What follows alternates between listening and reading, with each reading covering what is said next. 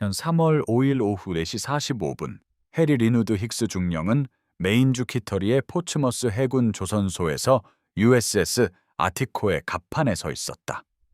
전쟁에 나갈 자격이 없는 배의 지휘권을 인수하는 순간이었다. 힉스는 사우스캐롤라이나 출신의 직업 해군 장교로 1928년 해군 사관학교를 졸업했다. 1942년까지 그는 구축함과 순양함에서 복무했다. 그는 포수를 알았다. 전술을 알았다. 그 배는 USS 아틱, 한번 AK-111로 30년 된 녹슨 화물선이었고 정확히 그렇게 보였다. 느리고 무방비한 상선이었다. 그러나 USS 아틱은 독일 잠수함을 격침시킬 수 있는 무기를 실고 있었다. 가짜 패널 뒤에 숨겨진 4인치 함포 4문, 가짜 갑판실에 은폐된 기관총 8정, 화물 장비로 위장한 폭로의 투사기 6기. 선창에는 어로의 공격 후에도 배를 떠있게 하기 위해 펄프우드가 가득 채워져 있었다. 서류상 USS 아틱은 SS 빌트 앵커라는 포르투갈 선적의 상선으로 유보트가 들끓는 해역을 홀로 항해하고 있었다. 실제로는 미국의 가장 비밀스러운 무기였다. 독일 잠수함을 수면으로 유인해 근거리에서 파괴하도록 설계된 떠다니는 함정 큐쉽이었다. LQ 프로젝트는 절망에서 태어났다. 1942년 1월 19일 프랭클린 루즈벨트 대통령은 미국 함대 총사령관 앤디 어니스트 킹 제독에게 큐쉽을 배치하면 유보트 위협에 대처하는 데 도움이 될 수 있다고 제안했다. 킹 제독은 약간의 우려를 가지면서도 이것을 지시로 받아들이고 즉시 행동에 나섰다. 꽤 민간 선박이 포츠머스 해군 조선소에서 비밀리에 해군 전함으로 개조되었다. 보도자료도 없었고 표준 해군 파일에 공식 기록도 없었다. 비상기금에서 50만 달러가 할당되어 지출이 정상적인 해군 조달 절차를 통해 직접 추적되지 않도록 했다. 모든 문서 기록은 해군 작전 참모총장의 단독 관리해 비밀 파일로 보관되었다. 이 프로그램이 존재한 이유는 독일 우보트가 미국이 건조할 수 있는 속도보다 더 빠르게 미국 선박을 파괴하고 있었기 때문이다. 1982년 1월 12일까지 영국 정보부는 뉴욕에서 케이프 레이스까지 북미 해안에 유보트가 집중되어 있다는 것을 파악했다. 그들은 그 정보를 미국 해군에 전달했다. 같은 날 U-123의 라인하르트 하르데겐 중위는 노바스코샤 케이프 세이블 남동쪽 350마일 지점에서 영국 증기선 사이클롭스를 어로에 공격하여 침몰시켰다. 명이 사망했다. 북치기 작전이 시작된 것이다. 이후 6주 동안 독일 잠수함은 미국 해변이 환히 보이는 곳에서 배를 차례차례 격침시켰다. 탱커가 폭발하고 불타는 것을 사람들이 해안에서 지켜봤다. 화물선이 등대가 보이는 곳에서 침몰했다. 기름띠와 잔해가 관광 해변으로 밀려왔다. 유보트 사령관들은 이것을 두 번째 행복한 시간이라고 불렀다. 미국 연안 도시들은 관광업에 해를 끼칠 것을 우려해 등화 관제를 거부했다. 항해등은 켜진 채로 있었다. 배들은 완전히 불을 밝힌 채 예측 가능한 항로를 따라 홀로 항해했다. 독일 잠수함 사령관들에게는 사격 연습이나 다름없었다. 1942년 1월에서 3월 사이에 유보트는 미국 해역에서 연합군 선박 137척을 격침시켰다. 65만 톤 이상의 선박, 300만 갤런의 연료유, 중요한 보급품, 식량, 무기, 탄약 모두 바다 밑으로 사라졌다. 미국 구축함과 초계기는 북대서양의 호송 임무에 묶여 있었다. 동부 해안은 거의 방어 수단이 없었다. 누군가는 뭔가를 해야 했다. 포츠머스의 해군 조선소 노동자들은 3주를 들여 아틱과 자매함 아스테리온을 개조했다. 그들은 은폐된 함포를 위해 갑판의 개구부를 절단했다. 몇 초 만에 떨어져서 무기를 드러내는 유압 패널을 설치했다. 4인치 함포의 반동을 견딜 수 있도록 격벽을 보강했다. 선창에서 함포 위치까지 탄약 호이스트를 설치했다. 모든 것을 정상적인 화물 장비처럼 보이도록 위장했다. 작업은 3주가 걸렸다. 급한 작업이었다. 조선국장은 아틱과 자매함 아스테리온을 1942년 3월 1일까지 개조하고 준비시키기를 원하였다. 그들은 간신히 마감일을 맞췄지만 배들은 전투 준비가 되지 않았다. 아틱은 1972년에 건조된 30년 된 민간 증기선이었다. 단일 스크류, 증기기관, 최고 속도 9노트. 장갑은 없었다. 함포는 은폐되어 있었지만 상대적으로 경량이었다. 승무원은 3주간의 훈련을 받았다. 대부분은 전투 경험이 없었다. 계획은 이론상 간단했다. 아틱은 알려진 유보트 사냥터를 홀로 항해할 것이다. 쉬운 표적처럼 보일 것이다. 느린 상선, 호위함 없음, 방어 수단 없음. 유보트가 그녀를 발견하면 잠수함은 어뢰를 절약하기 위해 수면으로 부상하여 갑판포로 격침시킬 것이다. 그것이 독일의 교리였다. 어뢰는 비쌌다. 느린 화물선은 어뢰를 낭비할 가치가 없었다. 독일 사령관들은 수면으로 부상하고 근거리로 접근하여 갑판포로 희생자를 마무리할 것이다. 그때가 아티기 패널을 떨어뜨리고 함포를 드러내며 영거리 사격을 가할 때였다. 지원 구축함이 근처에 있어 유보트가 손상된 후 마무리를 돕기로 되어 있었다. 그것이 이론이었다. 첫 번째로 일해온 큐스윕은 이글이라는 어선이었다. 그녀는 레너드 로스코 중령에 지휘해 1942년 2월에 초계에 나섰다. 해군은 보스턴 빔 트롤선 MV 웨이브를 인수하여 큐스윕 임무를 위해 보조 소해함 USS 이글 한 번 AM-132로 잠시 지정한 후 USS 캡터 한 번 PYC-40으로 재분류했다. 이글은 5서척의 큐스윕 중 가장 작았고 약 300톤에 불과했다. 그녀의 작은 크기는 장점이 되어야 했다. 독일 잠수함은 그녀가 어뢰를 낭비하기에는 너무 보잘것없다고 여겨 수면으로 부상하여 포격으로 격침시키는 것을 선호할 수 있었다. 그러나 이글은 아무것도 찾지 못했다. 그녀는 2월 2주 동안 뉴잉글랜드 해안의 항로를 초계했다.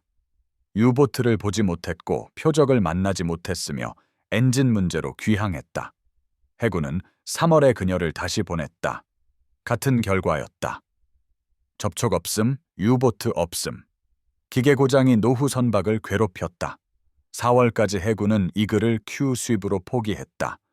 그녀는 초계 임무로 재배치되어 덜 화려한 역할로 전쟁을 치렀다.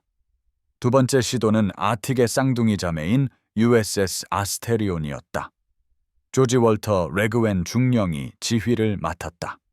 아스테리온은 거의 모든 면에서 아틱과 동일했다. 1912년에 건조되었고 같은 무장, 같은 위장 무기 시스템, 같은 펄프우드 화물. 그녀는 아틱보다 불과 일주일 먼저인 1942년 2월 27일에 취역했다. 아스테리온과 아틱은 3월 23일 함께 출항했는데 시험 항해로 예정되었지만 빠르게 실제 전투 초계가 되었다.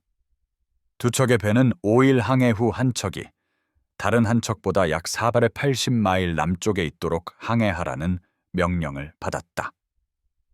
이 분사는 연안 항로의 커버리지를 최대화하면서 어느 정도의 상호 지원을 유지하기 위한 것이었다. 실제로 480마일은 효과적인 상호 지원을 하기에는 너무 먼 거리였다. 한 척이 공영에 처하면 다른 한 척은 제 시간에 도와주러 올 수 없었다. 3월 26일 밤 아스테리온은 아틱의 위치에서 약 240마일 남쪽을 순항하고 있었다. 동부 전시 시간으로 약 오후 8시 45분, 아스테리온의 무선 교환수가 희미한 조난 신호를 수신했다. SOS, 배가 어로의 공격을 받았다. 신호는 끊기고 단편적이었으며 읽기 어려웠다. 아스테리온의 지휘관 레그웬 중령은 즉시 전송 출처 쪽으로 침로를 변경하도록 명령했지만 위치는 불확실했다. 신호가 약했고 간헐적이었다. 아스테리온은 밤새 북쪽으로 항해하며 수색했다. 새벽의 망원은 지평선을 훑었다. 아무것도 보이지 않았다. 배도 없고 잔해도 없고 생존자도 없고 우보트도 없었다. 바다는 텅 비어 있었다. 아스테리온은 하루 종일 수색을 계속하며 조난 신호의 추정 위치 주변에서 격자 패턴을 커버했다. 오후 2시 그들은 잔해를 발견했다. 작은 나무 조각, 코르크 부표, 빈 구명조끼, 기름띠. 잔해는 수평방 마일에 흩어져 있었다. 어떤 배에서 나온 것인지 식별할 방법이 없었다. 최근 몇 주 동안 침몰한 수십 척의 선박 중 어느 것이든 될 수 있었다. 아스테리온은 어둠이 올 때까지 수색했다. 다른 것은 찾지 못했다. 레그웨는 결정에 직면했다. 수색을 계속할 것인가? 아니면 할당된 초계를 재개할 것인가? 그는 초계를 재개하기로 선택했다.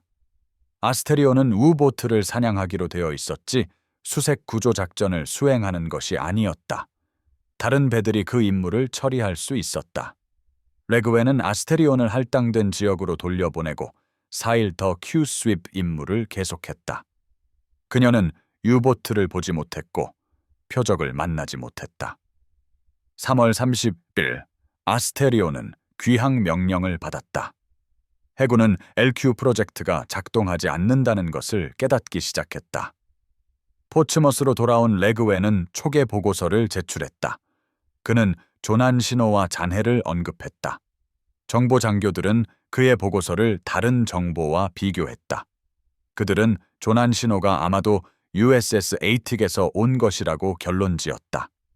아스테리온은 아틱이 공격받았을 때 가장 가까운 배였지만 아스테리온은 너무 멀리 떨어져 있어서 도울 수 없었다. 그녀가 그 지역에 도착했을 때 아틱은 12시간 전에 사라졌다. 아스테리온이 발견한 잔하에는 아틱에서 나온 것일 수도 있고 그 주에 침몰한 다른 배 중 하나에서 나온 것일 수도 있었다. 확실하게 알 방법이 없었다. LQ 프로젝트의 세 번째 배는 민간 유조선처럼 보이도록 개조된 탱커 USS 빅혼이었다. 그녀는 해군 대령에 지휘해 1942년 4월에 출항했다. 빅혼은 6주 동안 해상에 있었다. 우보트 접촉 없음. 그녀는 5월에 아무 보고할 것 없이 귀향했다. 프로그램은 실패하고 있었다. 큐십이 비효과적이어서가 아니라 유보트가 조심하는 법을 배우고 있었기 때문이었다. 독일 잠수함 사령관들은 제1차 세계대전에서 영국 큐십과 싸웠었다. 그들은 그 전술을 알았다. 일부 상선이 무장되어 있다는 것을 알았다.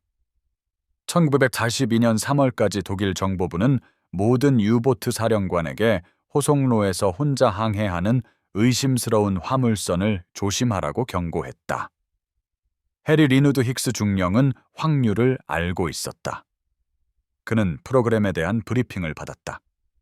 제1차 세계대전의 영국 큐스윕이 기껏해야 엇갈린 성공을 거두었다는 것을 알았다. LQ 프로젝트가 실험적이라는 것을 알았다.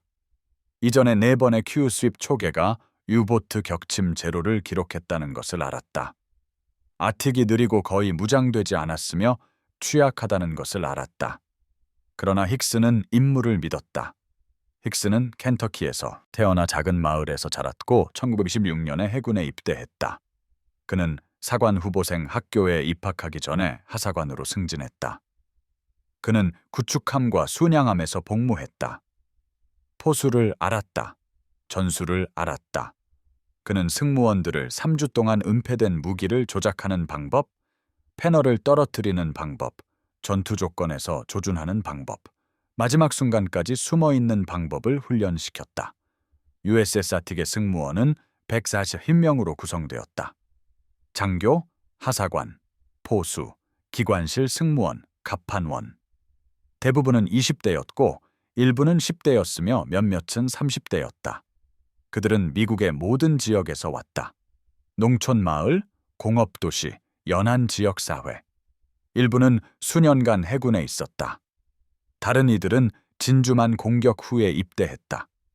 그들 모두는 위험 속으로 항해하고 있다는 것을 알았다. 1942년 3월 23일 아침, 아틱은 오후 1시에 포츠머스 해군 조선소에서 출항했다. 날씨는 맑았고 추웠으며 북풍이 불었다. 아틱은 정확히 낡은 화물선처럼 보였다. 선체에 녹자국, 바렌 페인트, 보이는 무기 없음, 해군 표시 없음. 그녀는 국기도 개양하지 않았다. 그저 바다로 나가는 또 다른 상선일 뿐이었다. 조선소 노동자들은 아티기 항구 방파제 너머로 사라지는 것을 부두에서 지켜봤다.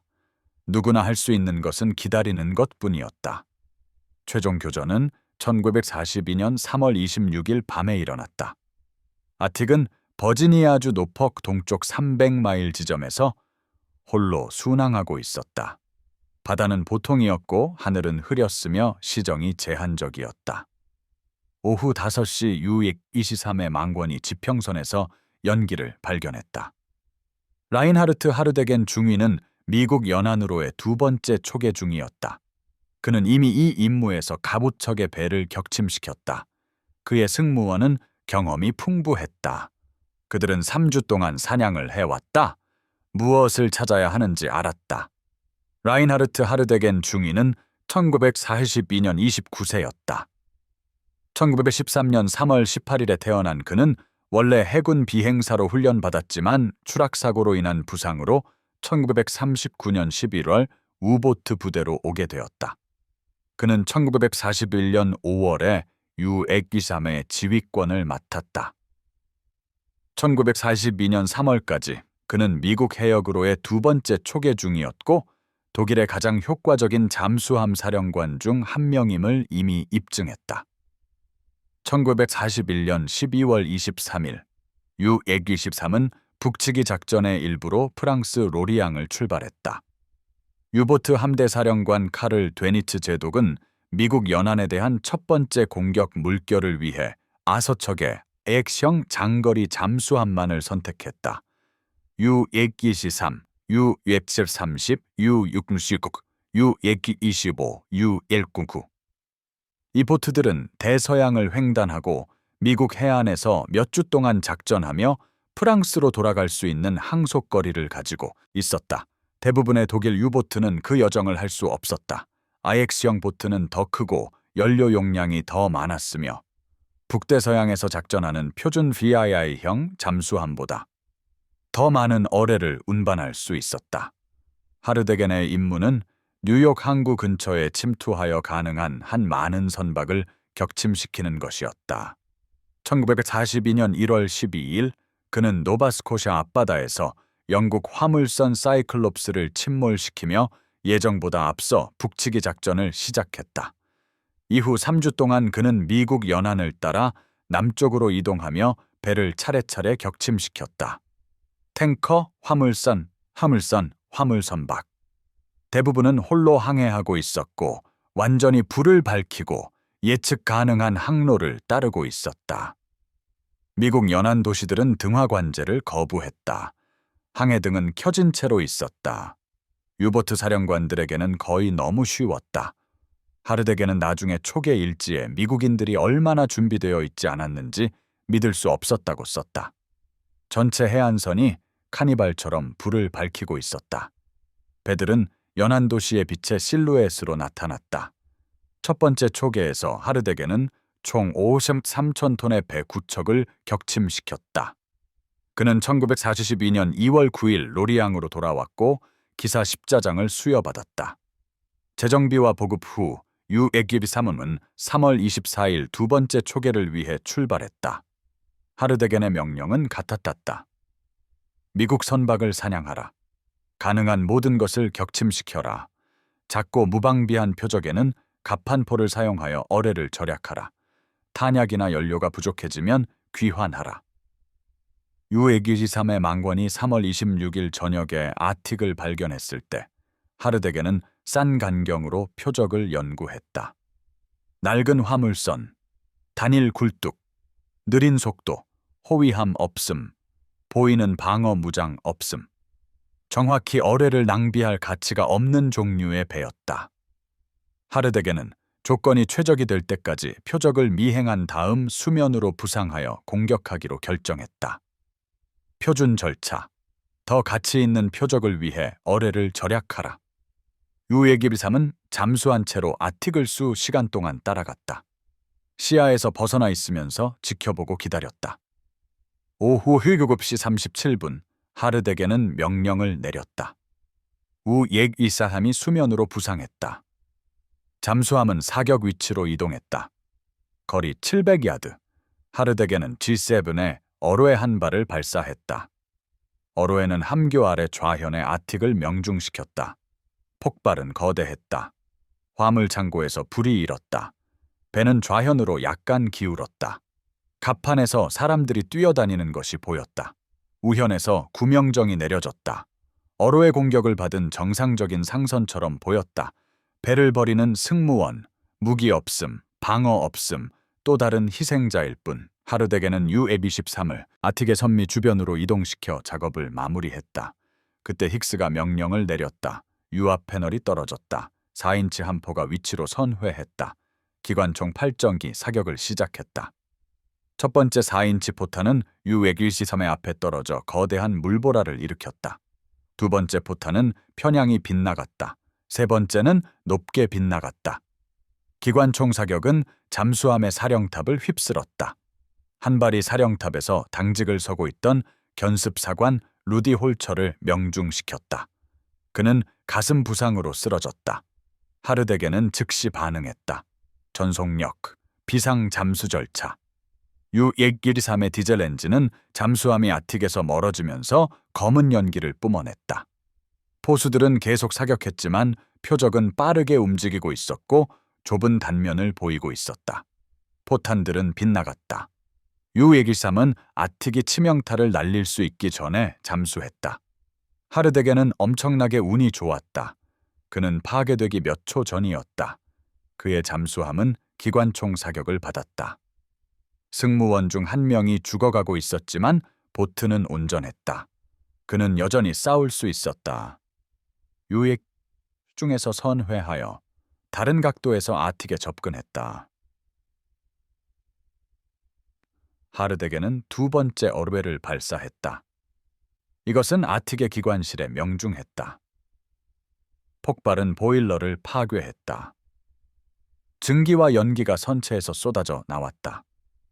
단일 프로펠러가 멈췄다. 아틱은 물 위에서 죽은 채였다. 선수가 가라앉고 선미가 올라왔다. 승무원들은 이제 진지하게 배를 버리고 있었다. 물 위에 구명정, 뛰어내리는 사람들. 하르데게는 아틱이 가라앉는 것을 보기 위해 오전 3시 27분에 수면으로 부상했다.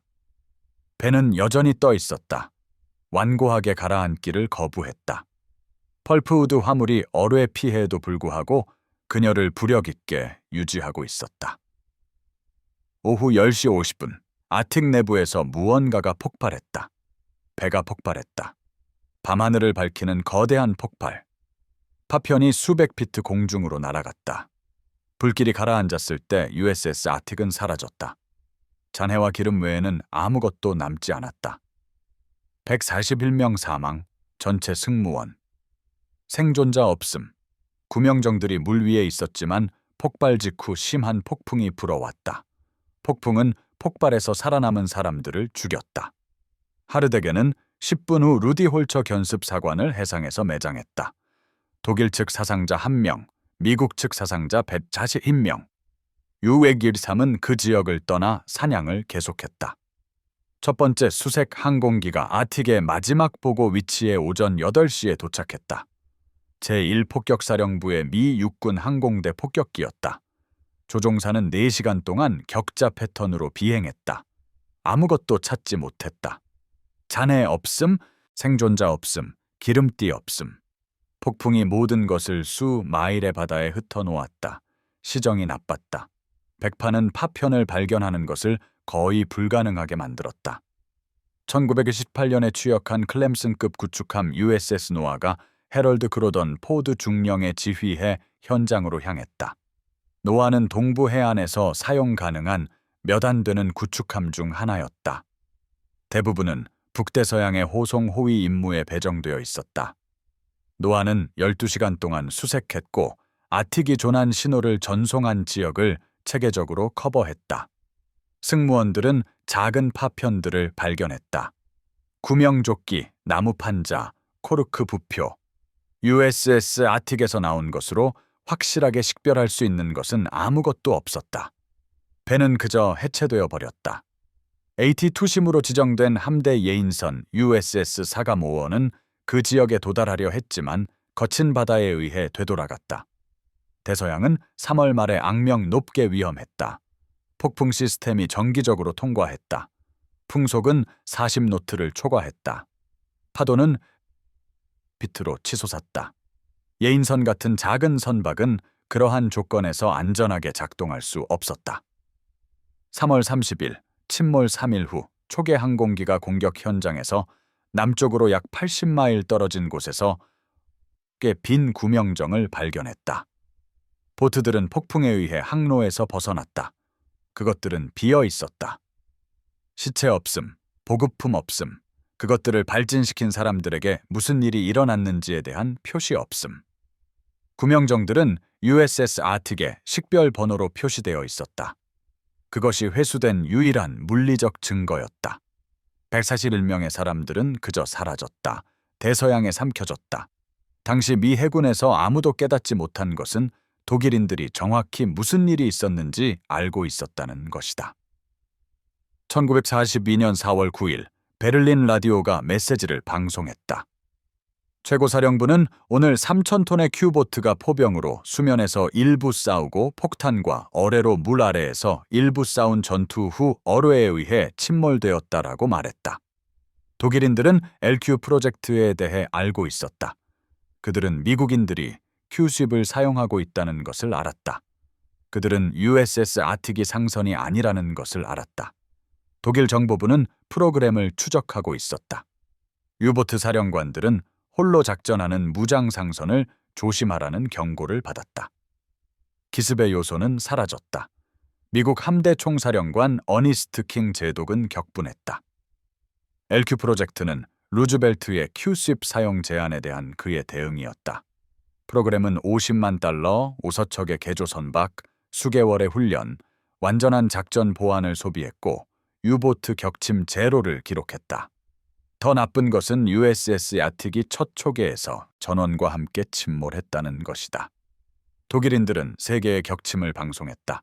프로그램은 노출되었다. 킹은 즉각적인 검토를 명령했다. 검토는 잔인했다.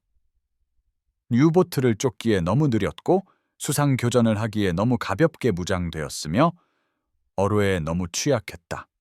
승무원들은 부적절한 훈련을 받았다. 교리에 결함이 있었다. 독일 유보트 사령관들은 함정에 빠지기에는 너무 경험이 풍부했다. 지원 병력은 큐스윕이 공영에 처했을 때 돕기에 너무 멀리 떨어져 있었다. 전체 프로그램은 자원 낭비였다. 킹은 모든 큐스윕 초계의 중단을 명령했다. USS 아스테리오는 1942년 4월에 초계에서 소환되었다. USS 빅호는 5월에 한 번 더 초계를 완료하고 화물 임무로 재배치되었다. USS 이글은 퇴역했다.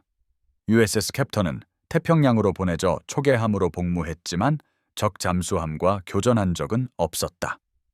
실제 전투를 본 유일한 큐쉽은 태평양의 USS 아나카파였고 그녀는 적절한 식별 없이 초계 지역에 진입한 두 척의 미국 잠수함을 실수로 거의 침몰시킬 뻔했다.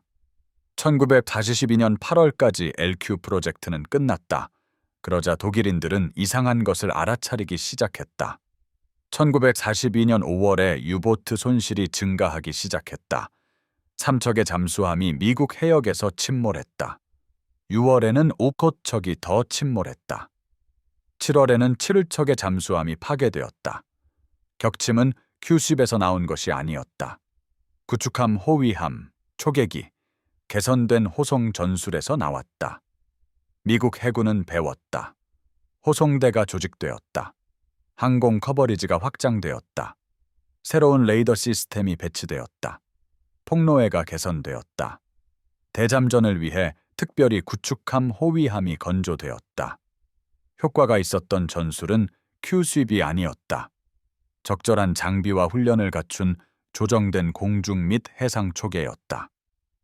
1942년 9월까지 미국 연안의 독일 잠수함 작전은 너무 위험해졌다. 유보트 사령관들은 미국 방어가 더 약한 대서양 중부 호송로에 집중하라는 명령을 받았다. 북치기 작전은 끝났다. 두 번째 행복한 시간은 끝났다. 1982년 1월에서 8월 사이 북치기 작전의 전체 독일 유보트 캠페인은 미국 해역에서 연합군 선박 397척을 격침시켰다. 200만 톤 이상의 선박, 약 5천 명의 상선 선원이 사망했다. 수억 달러 가치의 화물이 손실되었다. 라인하르트 하르데겐 자신은 전체 경력에 걸쳐 총 114톤의 배 22척을 격침시킨 것으로 인정받았다. 그러나 침몰 비율은 떨어지고 있었다. 미국 조선소는 유보트가 침몰시킬 수 있는 것보다 더 빠르게 리버티선을 건조하고 있었다. 호송 시스템이 작동하고 있었다. 항공 초계가 효과적이었다. 레이더는 잠수함이 공격하기 전에 그것들을 찾아내고 있었다. 방향 탐지 장비는 무선 전송으로 유보트의 위치를 찾을 수 있었다. 암호 해독이 더 정교해졌다. 1943년 중반까지 연합군 정보부는 정기적으로 독일 해군 통신을 읽고 있었다. 호송 항로는 알려진 유보트 집중 지역을 피하도록 조정되었다. 해독된 메시지로 위치가 드러난 유보트를 사냥하기 위해 기동부대가 파견되었다. 라인하르트 하르데겐 중위는 1942년 5월 2일 로리앙으로 돌아왔다. 그는 북치기 작전 동안 2번의 초계를 완료했다. 그는 두 초계를 합쳐 총 9,000톤의 배 19척을 격침시켰다. 그는 독일 최고의 군사훈장인 떡갈나무 잎이 달린 기사 십자장을 받았다. 아돌프 히틀러가 동프로이센의 본부에서 직접 메달을 수여했다. 그 만남의 사진에는 하르데겐이 몇 주간의 해상 근무 후 창백하고 야윈 모습으로 히틀러가 그의 제복에 떡갈나무 잎을 다는 동안 차렷 자세로 서 있는 모습이 나와 있다. 그러나 하르데겐은 전투 초계를 마쳤다. 잠수함전의 신체적, 정신적 부담이 그에게 타격을 주었다. 1942년 7월 31일 그는 유예끼시삼의 지휘권을 양도했다. 그는 훈련 임무에 배정되었다. 처음에는 고텐하펜의 제27 유보트 훈련 함대, 그 다음에는 마린 슐레 무이르비크의 어로에 학교에서 유보트 훈련 책임자로. 전쟁 후반에 그는 새로운 음향 및 유선 유도, 어로의 테스트 및 개발을 감독하며 어로의 무기 부서에서 일했다. 전쟁의 마지막 몇 달 동안 그는 해병 보병 연대 6구의 대대장으로 복무하며 브레멘 지역 주변에서 영국군과 싸웠다. 그 부대의 장교 대부분이 전사했다. 하르데겐은 독일 항복전 마지막 날들에 중증 디프테리아로 입원했기 때문에만 살아남았다. 1945년 5월 8일 독일 항복 후 영국군이 하르데겐을 체포했다. 그는 1946년 말에 석방되기 전까지 18개월 동안 전쟁 포로로 지냈다. 그는 브레멘으로 돌아와 석유 무역 사업을 시작했다. 사업은 성공적이었다. 하르데겐은 부유해졌다. 그는 1952년부터 1984년까지 32년 동안 브레멘 시의회에서 기독교 민주연합당을 대표하며 활동했다. 그는 제향군인 업무에 활발히 참여했고 다른 전직 유보트 사령관들과 연락을 유지했다. 말년의 인터뷰에서 하르데겐은 전쟁을 논의하는 방식에 신중했다. 그는 자신이 나치가 아니라고 말했다. 그는 히틀러를 위해서가 아니라 조국을 위해 임무를 수행했다. 그는 1942년까지 자신과 승무원들이 히틀러가 독일을 재앙으로 몰아가는 미치광이라는 것을 깨달았다라고 말했다.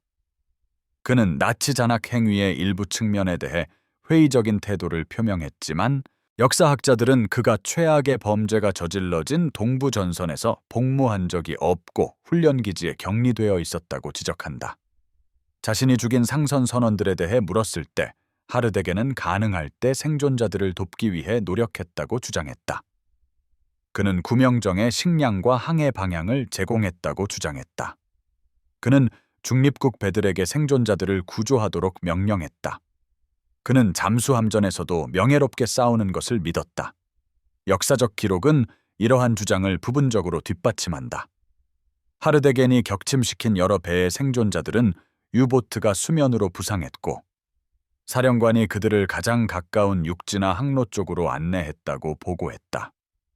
적어도 한 건의 문서화된 사례에서 하르데겐은 중립국 선박을 강제로 정지시키고 자신이 방금 격침시킨 탱커의 생존자들을 구조하도록 명령했다. 그러나 다른 생존자들은 그러한 지원이 없었다고 보고했다. 현실은 복잡했다. 잠수함 사령관들은 인도주의적 충동과 자신의 생존 사이에서 균형을 맞춰야 했다. 생존자들을 돕기 위해 정지하는 것은 잠수함을 반격에 노출시켰다. 적대적인 해역에서 수면에서 시간을 보내는 것은 극도로 위험했다. 하르데겐을 포함한 대부분의 사령관들은 안전하게 할 수 있을 때 도왔다. 할 수 없을 때는 생존자들을 운명에 맡겼다. 하르데겐은 회고록이나 인터뷰에서 USS 아틱을 구체적으로 언급한 적이 없다. 교전은 불과 몇 시간 지속되었다. 그에게 그것은 그저 또 다른 상선, 또 다른 표적이었다. 그는 독일 라디오가 4월 9일에 뉴스를 방송할 때까지 아틱이 큐쉽이라는 것을 깨닫지 못했다. 그때조차도 그것은 특별히 중요한 것으로 등록되지 않았다. 그는 살아남았다. 그의 우보트는 살아남았다. 그는 적 선박을 격침시켰다. 임무 완수. 다음 표적으로 이동. 그 조우에서 141명의 미국 선원이 사망했다는 사실은 분명히 그를 괴롭히지 않았다. 그들은 적이었다. 그들은 그를 죽이려고 했다. 그가 성공했다. 그들이 실패했다. 그것이 전쟁이었다. 하르데겐은 105세까지 살았다. 그는 2018년 6월 9일 독일 브레멘에서 사망했다. 그는 북치기 작전에서 살아남은 마지막 우보트 에이스였다. 독일 신문들은 긴 부고를 게재했다. 그들은 그를 해군 영웅이라고 불렀다. 그들은 그의 용기와 기술을 칭찬했다. 그들은 그의 전후 민간인 봉사를 주목했다. 대부분의 부고는 그가 전쟁 중에 22척의 배를 격침시켰다라고 간단히 언급했다. 일부는 제2차 세계대전에서 침몰한 유일한 미국 큐쉽으로 USS 에이틱을 구체적으로 언급했다. 아틱이 폭발했을 때 사망한 141명의 사람들을 언급한 것은 하나도 없었다. 행정 목적상 러셀 윌슨 소장은 1942년 7월 2일 메모에서 다음과 같이 썼다. 배는 1942년 3월 27일에 손실된 것으로 간주되어야 한다. 그는 이미 피부 양자들에게 통지된 것 외에는 이 배의 손실에 대해 더 이상의 홍보는 하지 않을 것이다 라고 덧붙였다. USS 아틱은 기밀이었다. 임무는 비밀이었다. 손실은 공개적으로 발표되지 않았다. 승무원 가족들은 전보를 받았다. 전투 중 실종, 해상 손실, 세부사항 제공 없음, 설명 없음. 공식 사망 통지는 침몰 2년 이상이 지난 1984년 4월 5일까지 가족들에게 발송되지 않았다. 해군은 전쟁이 끝날 때까지 USS 아틱이 존재했다는 것을 공식적으로 인정하지 않았다. 독일 기록이 번역되었을 때 전체 이야기가 드러났다. U123은 1942년 3월 27일 미국 큐쉽과 교전하여 격침시켰다. 잠수함은 수상 교전으로 유인되었다. 큐쉽은 사격을 시작했고 거의 유보트를 파괴할 뻔했지만 잠수함은 탈출하여 돌아와서 작업을 마무리했다. 117명의 미국인이 사망했다. 1명의 독일인이 사망했다. 전투는 약 3시간 지속되었다.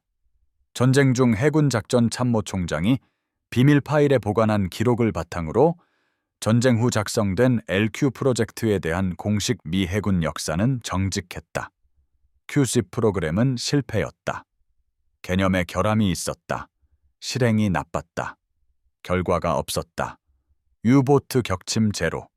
전원과 함께 손실된 큐십 1척. 수백만 달러 낭비.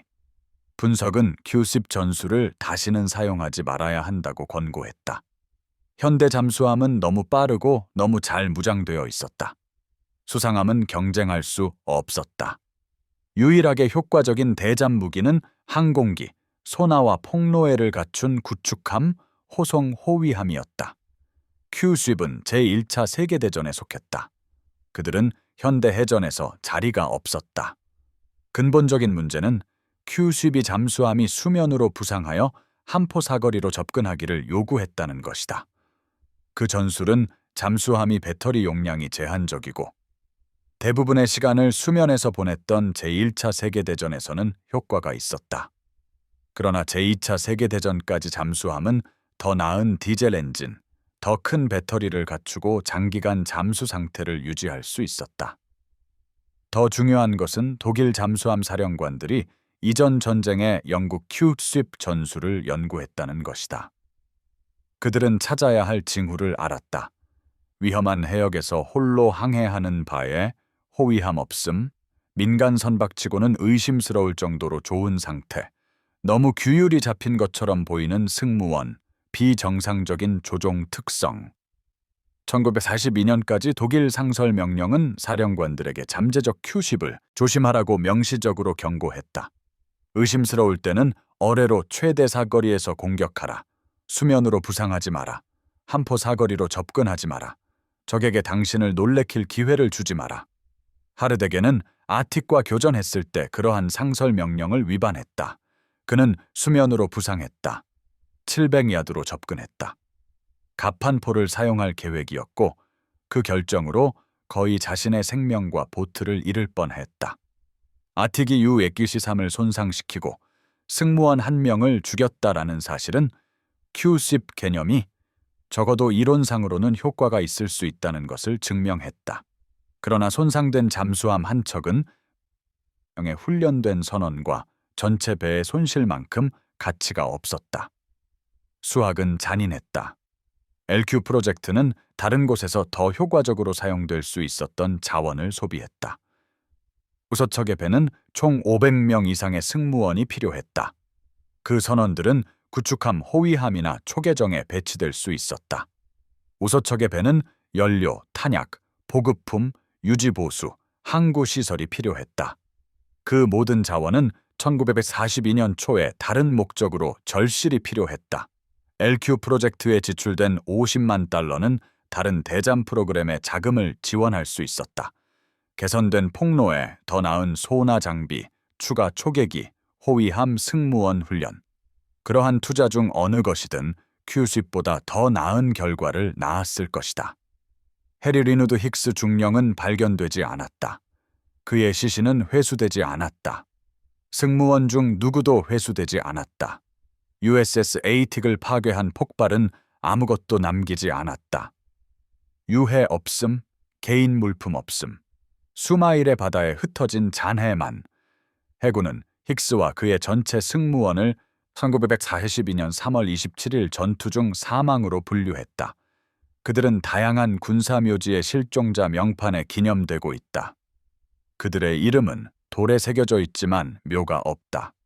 그들은 버지니아주 노퍽 동쪽 300마일 어딘가 대서양 바닥에서 쉬고 있다. 난파선의 정확한 위치는 알려지지 않았다. 1990년 작가 마이클 게너는 북치기 작전을 출판했는데 미국 연안의 독일 유보트 캠페인에 대한 포괄적인 역사였다. 게너는 수년간 독일과 미국 기록을 연구했다. 그는 라인하르트 하르데겐을 광범위하게 인터뷰했다. 그는 U-823의 일지를 연구했다. 그는 북치기 작전 중 사용된 전술을 분석했다. 그의 책에서 게너는 USS 에이틱과 LQ 프로젝트에 상당한 주의를 기울였다. 그는 그것을 전쟁의 가장 잘못된 프로그램 중 하나라고 불렀다. 배와 생명의 낭비, 더 나은 해결책이 필요한 위기에 대한 절망적인 대응. 게너는 LQ 프로젝트에 소비된 자원이 유보트 사냥에 훨씬 더 효과적이었을 두 척의 구축함 호위함을 건조할 수 있었을 것이라고 추정했다. 그는 USS 에이틱에서 사망한 141명의 사람들이 생존하고 전쟁 노력에 기여할 수 있었을 다른 선박에서 복무할 수 있었던 훈련된 선원들이었다고 지적했다. 게너는 LQ 프로젝트가 절망이 어떻게 나쁜 결정으로 이어질 수 있는지에 대한 완벽한 예라고 결론지었다. 프로그램은 루즈벨트 대통령이 유보트 위기에 대한 빠른 해결책을 원했기 때문에 만들어졌다. 킹 제독은 행동해야 한다는 압박을 받았기 때문에 그것을 시행했다. 해군은 유보트를 막기 위해 무엇이든 해야 한다는 정치적 압력이 있었기 때문에 척의 배를 개조했다. 그러나 아무도 Q-쉽이 현대 해전에서 실제로 효과가 있을지 묻기 위해 멈추지 않았다. 아무도 제1차 세계대전에서 간신히 효과가 있었던 전술이 1942년 경험 많은 유보트 사령관들에게 효과적일지 의문을 제기하지 않았다. 아무도 위험이 잠재적 보상만큼 가치가 있는지 계산하지 않았다. 프로그램은 처음부터 운명이었다. USS 아틱과 그녀의 승무원은 그 실패의 대가를 치렀다. USS 아틱의 난파선은 발견된 적이 없다. 그녀가 침몰한 곳은 바다가 깊다. 조류가 강하다. 제2차 세계대전 선박의 잔해는 대서양 연안 전역에 흩어져 있다. 어선들은 때때로 금속 조각을 건져 올리지만 출처를 식별하는 것은 거의 불가능하다. USS 아틱은 100평방 마일 지역 어디에나 있을 수 있다. 한 조각으로 있거나 파편으로 흩어져 있을 수 있다. 펄프우드 화물은 수십 년 전에 분해되었을 수 있다. 함포는 모래에 묻혀 있을 수 있다. 선체는 해양 생물로 덮여 있을 수 있다. 아무도 모른다. 아무도 찾고 있지 않다. 난파선이 너무 많고 바다가 너무 넓으며 자원이 너무 적다. USS 아틱은 80년 전에 일어난 전쟁의 또 다른 희생자일 뿐이다. 그것이 전쟁에서 실패가 일어나는 방식이다. 무능이나 비겁함을 통해서가 아니라 절망과 잘못된 판단을 통해서. 지도자들이 행동해야 한다는 압박을 받을 때 그들은 때때로 잘못된 해결책을 선택한다. 선택지가 제한적일 때 그들은 때때로 더 나은 선택을 기다리는 대신 덜 나쁜 선택을 고른다. 자원이 부족할 때 그들은 때때로 성공할 수 없는 프로그램에 그것을 낭비한다. LQ 프로젝트는 나쁜 사람들에 의해 만들어지지 않았다. 생명을 구하고 이기고 있던 적을 막으려고 노력하는 절망적인 사람들에 의해 만들어졌다. 그러나 절망은 전략이 아니다. 압력은 지혜가 아니다. 빠른 행동이 항상 올바른 행동은 아니다. USS 아틱과 141명의 미국 선원은 누군가 Q-위비 유보트 위협에 대한 답이라고 결정했기 때문에 죽었다. 그것들은 답이 아니었다. 진짜 답은 호송대, 항공초계, 레이더, 소나, 구축함, 호위함, 그리고 시간이었다. 그러한 해결책들은 시행하는데 더 오래 걸렸다. 덜 극적이었다. 헤드라인을 장식하지 않았지만 효과가 있었다. 1943년 말까지 유보트 위협은 억제되었다. 1944년 중반까지 독일 잠수함은 독일이 건조할 수 있는 것보다 더 빠르게 사냥당하고 파괴되고 있었다. 대서양 전투는 승리했다. 그러나 USS 아틱과 그녀의 승무원은 그 승리를 보지 못했다. 그들은 1942년 3월 미국 전쟁 3개월째에 사망했다. 바다로 나가서는 안 되었던 배를 타고 사용되어서는 안 되었던 전술로 적과 싸우면서. 유보트에 대항해 효과가 있었던 것은 영리한 기만이나 함정이 아니었다. 효과가 있었던 것은 기술, 전술, 자원의 체계적인 적용이었다. 호송호위는 1942년 중반까지 표준이 되었다. 대서양을 횡단하는 모든 상선은 구축함 호위함, 코르벳함의 보호를 받는 조직된 집단으로 항해했다. 호위함들은 소나, 폭로에 점점 더 효과적인 레이더를 갖추고 있었다. 그들은 조정된 팀으로 작업하며 정보를 공유하고 서로의 사각지대를 커버했다. 유보트가 호송대를 공격하면 여러 배로부터 즉각적인 반격에 직면했다. 새로운 장거리 초계기가 취역하면서 항공 커버리지는 대서양으로 점점 더 멀리 확장되었다. 해상 초계용으로 개조된 콘솔리데이티드 B-24 리버레이터 폭격기는 기지에서 거의 2,000마일을 비행할 수 있었다. 이 항공기들은 수면에 떠 있는 잠수함을 수마일 밖에서 탐지할 수 있는 레이더를 갖추고 있었다. 그들은 폭로해를 운반했고 잠수함이 그것들이 거기 있다는 것을 알기도 전에 유보트를 공격할 수 있었다. 소위 대서양 공백, 육상 기반 항공기의 범위를 벗어난 대양 중부 지역은 그린란드, 아이슬란드, 아조레스에 새로운 공군 기지가 설립되면서 매달 줄어들었다. 1943년 말까지 공백은 없었다. 모든 호송대는 전체 통과 내내 항공 엄호를 받았다. 호위 항공모함, 상선 선체에 건조된 작은 항공모함, 은 대서양 한가운데에서도 항공 엄호를 제공했다. 이 항공모함들은 정확히 LQ 프로젝트가 되었어야 할 것이었다. 그들은 상선처럼 보였다.